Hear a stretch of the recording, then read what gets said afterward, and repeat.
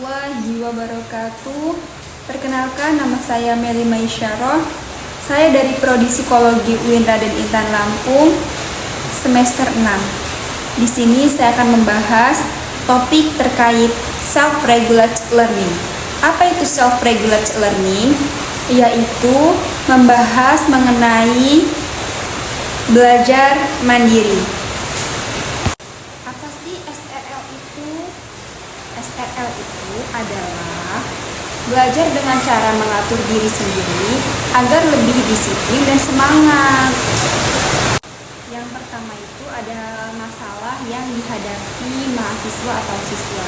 Yang pertama itu biasanya tuh banyak yang susah atur waktu belajar. Terus yang kedua itu terlalu bergantung pada guru atau orang tua.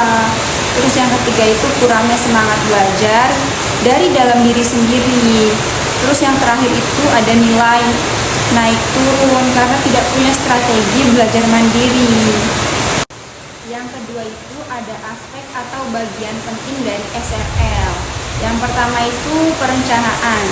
Tentukan dulu tujuan belajar seperti apa yang kalian inginkan.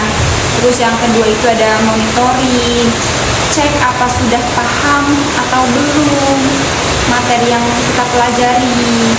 Kalau belum paham, cari cara lain agar kita lebih mudah memahami suatu materi atau pelajaran.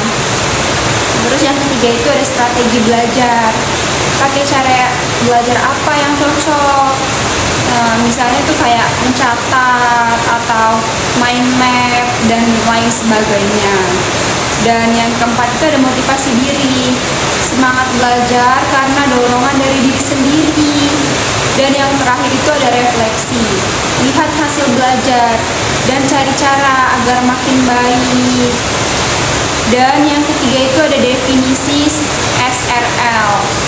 Self-regulate learning adalah kemampuan seseorang untuk mengatur cara belajarnya sendiri.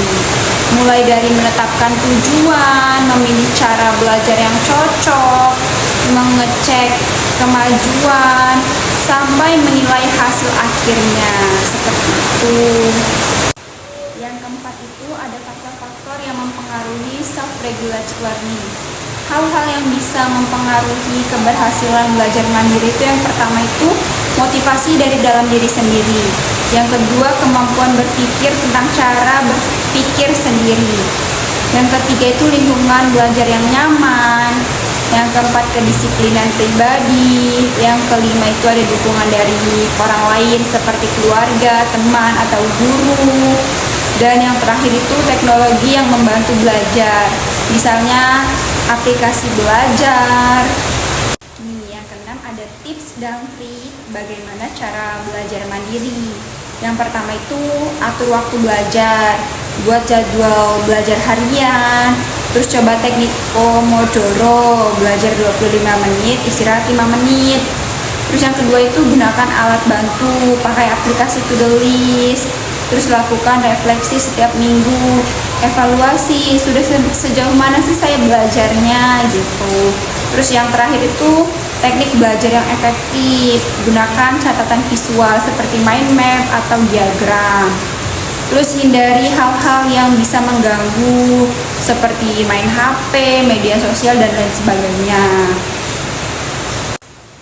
Dan di sini ada pengalaman pribadi saya.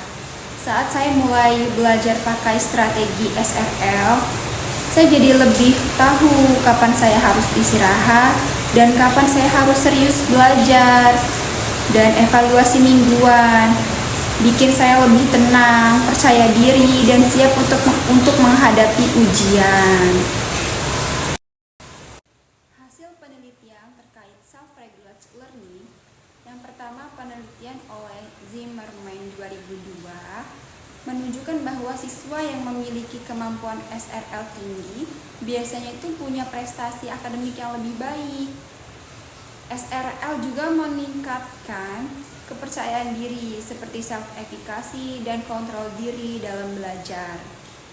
Yang kedua itu penelitian oleh Fientrick dan De Groot 1990 Mereka itu menemukan bahwa regulasi diri sangat penting untuk keberhasilan siswa SMA.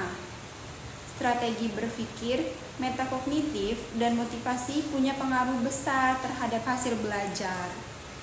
Strategi self-regulated learning, yang pertama itu gunakan cara belajar yang terencana, sesuai dengan kebutuhan diri sendiri.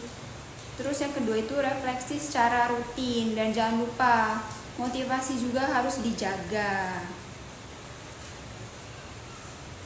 Sekian pemaparan materi dari saya. Jika banyak salah-salah kata, saya mohon maaf, dan kepada Allah saya mohon ampun. Wallahul muwaffiq ila aqwamit thoriq. Wassalamualaikum warahmatullahi wabarakatuh.